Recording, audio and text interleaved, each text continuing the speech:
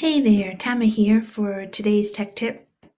I was going to talk to you today about an AI generator I use called Copy.AI.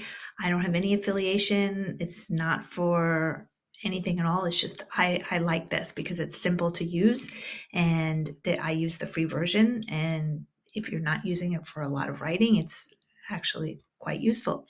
So once you make an account, you have these things over here, and I mostly use it for Instagram captions, and you get a certain amount of words. I can't remember how many you get free. So it's really kind of fun because once you type in the caption, you might say what your post about. So let's say I'm writing today about using, I used this the other day actually, using Chrome extensions.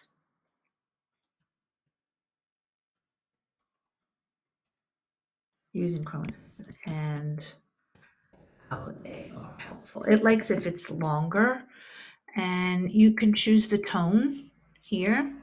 Okay, a lot of times I just click friendly, but you could try some different ones and hit create content, and it just gives you a bunch of ones to look at. And over here, you could also type it here. So they just give you a bunch of different things to choose from, and you can copy them and use them. And maybe if you change the tone, it might look a little bit different. Okay.